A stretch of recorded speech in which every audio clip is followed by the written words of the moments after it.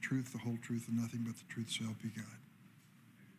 Thank you very much. Let the record reflect that the witnesses have all answered in the affirmative. Mr. Whitfield, I'm going to ask you to make the initial opening statement, and then we'll go down the table in order.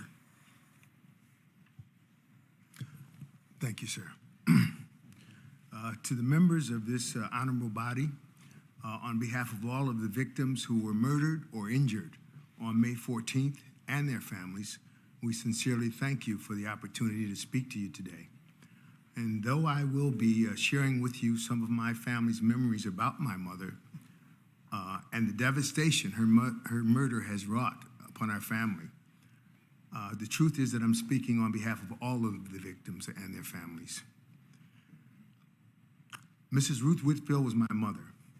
She was literally and figuratively the heartbeat of our family and my father's soulmate for 68 years. She was the person who held us together, probably just like your mothers did for your families.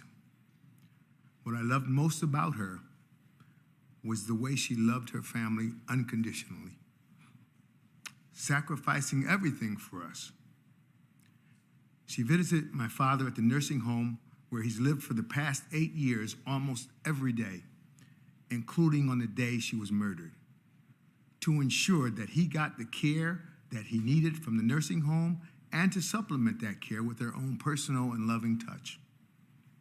Our lives are forever changed, forever damaged by an act of profound hate and evil. And nothing will ever take away the hurt, the pain, or the hole in our hearts. For her to be murdered, taken away from us by someone so full of hate, is impossible to understand and even harder to live with. But we're more than hurt. We're angry. We're mad as hell because this should have never happened. We're good citizens, good people. We believe in God. We trust in God. But this wasn't an act of God. This was an act of a person. And he did not act alone.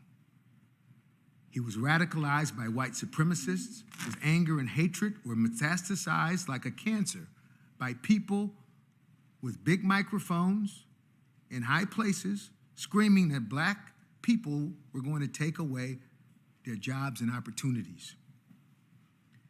Every enforcement agency charged with protecting the homeland has conducted risk and threat analysis and determined that white supremacy is the #1 threat to the homeland. And yet, nothing has been done to mitigate it or eradicate it. We're people of decency. We're taught to love even our enemies, but our enemies don't love us. So what are we supposed to do with all our anger and all of our pain? Do you expect us to continue to just forgive and forget over and over again? And what are you doing? You elected to protect us, to protect our way of life.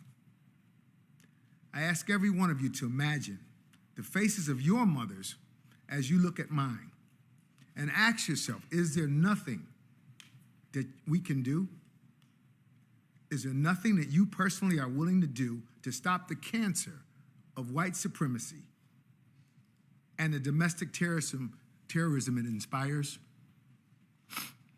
Because if there is nothing, then, respectfully, senators, you should yield your positions of authority and influence to others that are willing to lead on this issue. The urgency of the moment demands no less. My mother's life mattered. My mother's life mattered. And your actions here today will tell us how much it matters to you. Thank you. Thank you, Mr. Whitfield.